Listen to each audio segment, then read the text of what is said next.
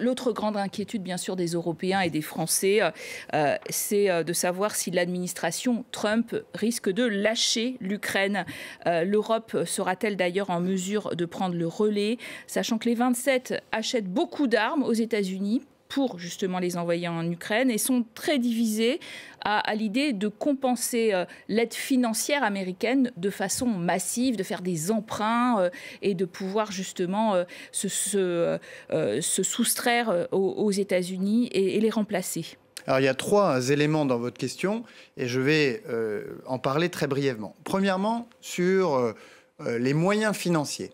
Il se trouve qu'avec l'administration américaine sortante et avec les autres pays du G7, nous venons de signer un prêt historique de 50 milliards de dollars au profit de l'Ukraine qui ne sera payé ni par les Américains, ni par les Européens, ni par les Ukrainiens, mais par les Russes et par les revenus d'aubaine tirés des actifs russes que nous avons immobilisés.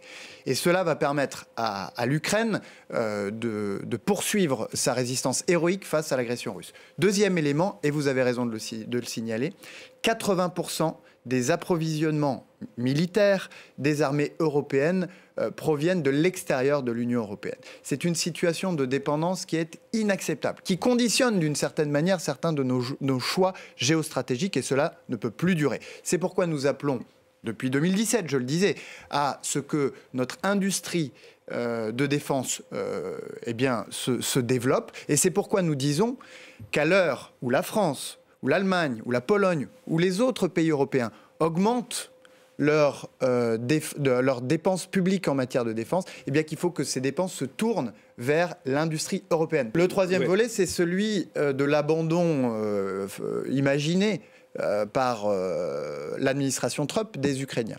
Je crois que Donald Trump est trop avisé pour accepter... Parce que c'est toute la question. Vont-ils lâcher l'Ukraine ? Pour accepter d'être celui qui avalise la plus grande annexion territoriale de notre histoire depuis 75 ans. Ce serait consacrer définitivement la loi du plus fort et ça aurait des conséquences extrêmement lourdes, non seulement en Europe, mais partout ailleurs, où les plus forts, où les puissances agressives considéraient qu'elles ont un sauf-conduit pour envahir le pays voisin ou le pays dans lequel elles ont un intérêt. Monsieur le ministre, on entend bien le problème, mais c'est bien ce qu'il a annoncé, malgré tout.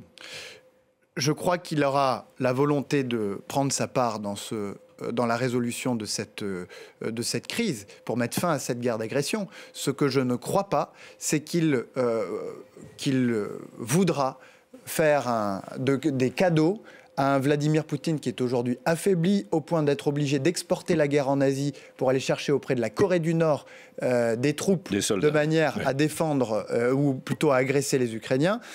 Une économie russe qui elle-même est au bord de l'asphyxie avec des taux d'intérêt à 21%, des pénuries de main-d'œuvre et un déficit public abyssal. Alors, il y en a un quand même qui s'est réjoui très très fortement de la victoire de Donald Trump dans le club des 27. C'est l'ultranationaliste hongrois Viktor Orban qui parle de son ami. Est-ce qu'il ne va pas en profiter d'ailleurs, puisqu'il n'a jamais été très pro-Ukraine, pour exiger une paix très défavorable aussi au sein du club et devenir l'homme qui murmure à l'oreille du président américain ?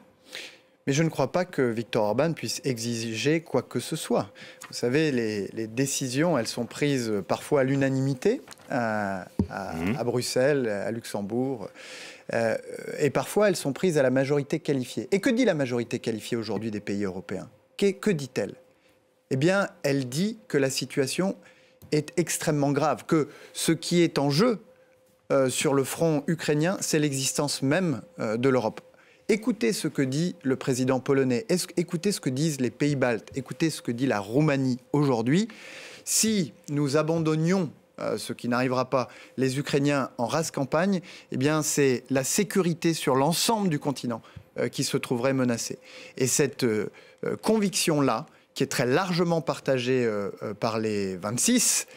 Ça n'est pas, je dirais, la vision de Viktor Orban et ses relations avec Donald Trump qui va la faire changer.